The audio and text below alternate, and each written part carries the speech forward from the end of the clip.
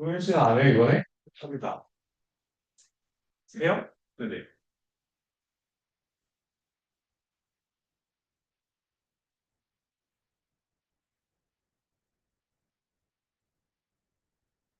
활용도를 안 했어요.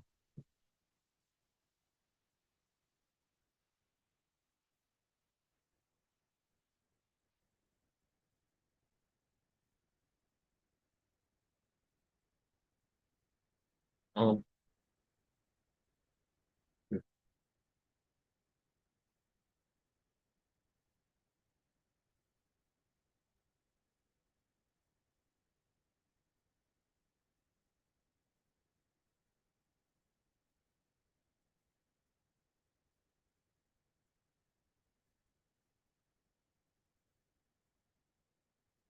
Uh, Hello. Today I'm gonna present on VX2TEXT, uh, which is it's a paper on it's basically a framework for converting multimodal inputs such as video and audio into a unified language space for open-ended text generation using a standard transformer architecture. My reasons for reading this, despite not having anything to do with or meanwhile or whatever I was doing, I read it because for my class, I the project I'm working on is related to like a soundtrack recommendation system for film scenes. So because of that, I wanted to explore how exactly video to text frameworks work. So the paper was published in CVPR 2021. It's an old paper. It's a foundational paper on video to text frameworks. Uh, so the so the main goal that the paper states is to develop a conversational AI that perceives multimodal inputs, continuous data, and communicate naturally. So the models that came before were uh, to the models that came before were had to rely on complex cross-modal fusion or involve costly pretext training in order to get the multimodal representations to translate into textual representations or discrete representations. And so because of that, their main motivation was to yeah, deal with continuous data and instead of just sticking with a classifier, they can actually do generations with natural language inputs and outputs. So three main things to focus on. Multimodal fusion entirely in language space. Continuous signals are mapped via differentiable tokenization, which is their main contribution, and the encoder decoder architecture for unified handling. So this is their proposed framework. So it's pretty straightforward. You have video input, audio input. They would each go through a backbone and be translated into this unified text embedding space and appended with the actual prompt and other textual contexts. They would be sent to the encoder and then decoded into yeah, standard transform architecture. So their main thing is the differentiable tokenization. And what that is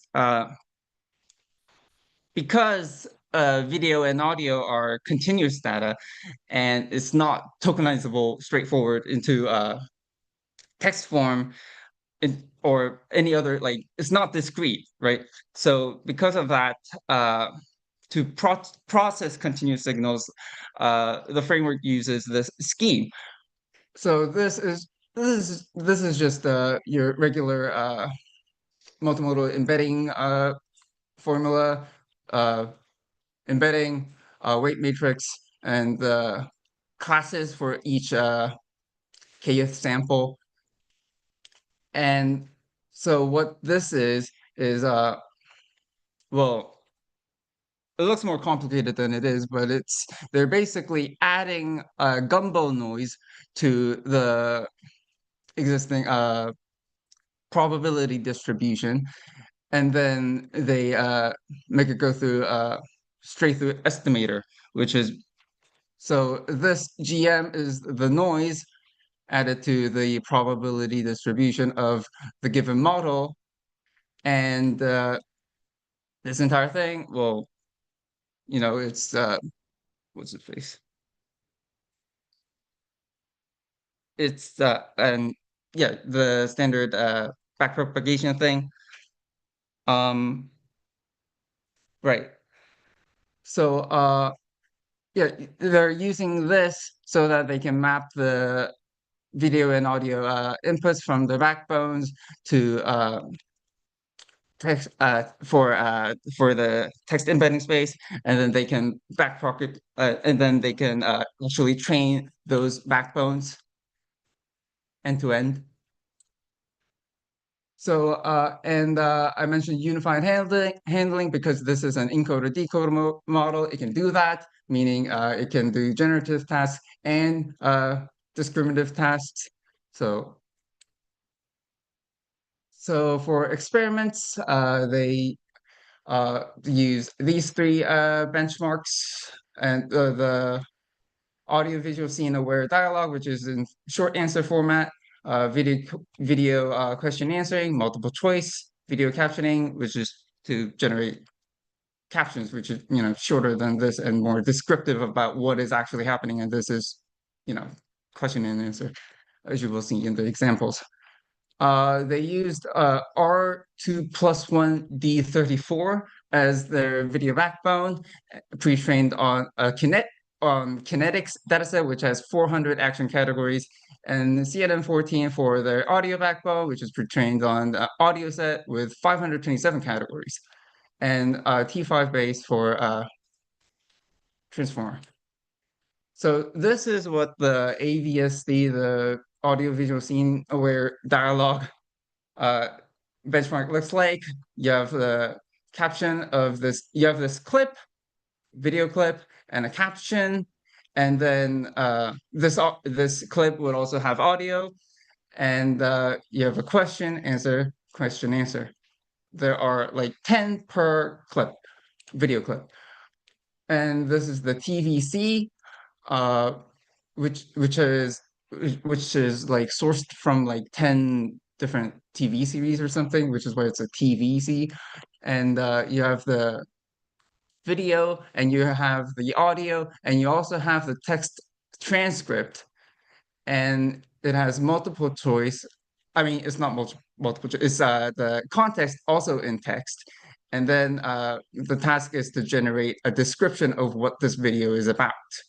Uh, and so I mentioned we should focus on these three things, and those are the three things that the ablation studies are on. So first, they assess whether all the different modalities contribute to actually improving the results, and the rightmost ones are the ones with all four modalities involved, and as you can see, those produce the best results.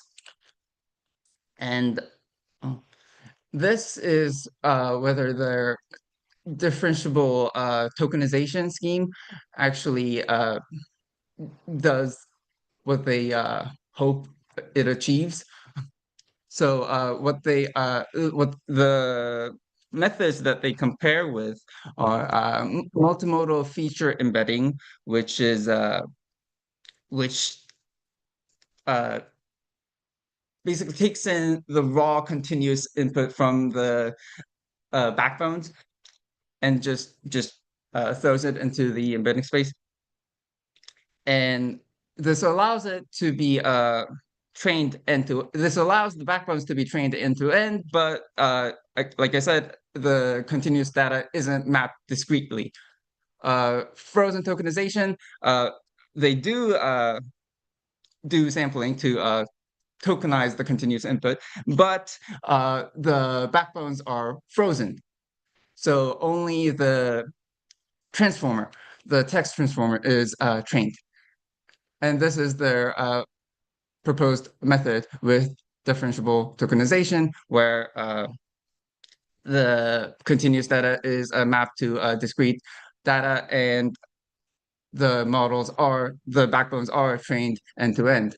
And again, the rightmost ones, the proposed method, uh, it yeah, it produces the best results.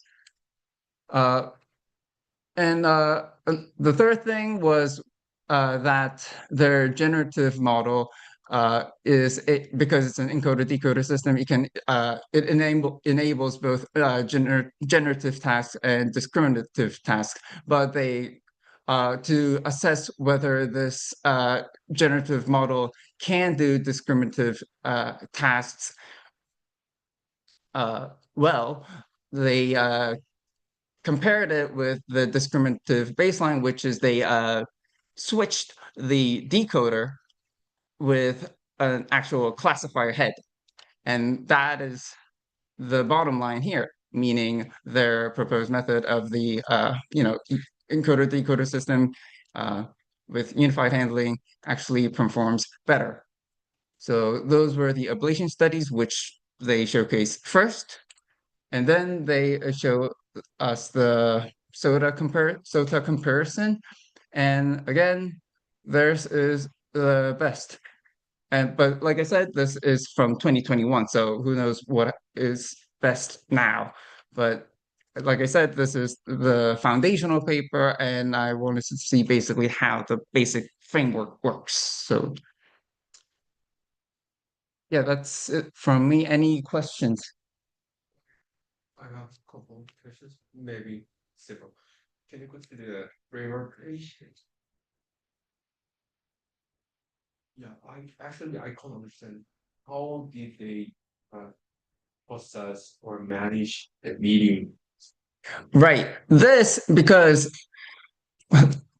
I guess what I actually should have focused on was this actual backbone rather than this paper. But given what I wanted was to explore how the video to text works, but um, the actual translation of the actual sampling of video input is done by the backbone, and this backbone is the R2 plus 1 D34, which the 2 plus 1, so the actual like what they call is what they classify this model is a 34 layer 3D CNN. It's a CNN. It's 3D because 2D for an image, and 1D is not the z-axis but time.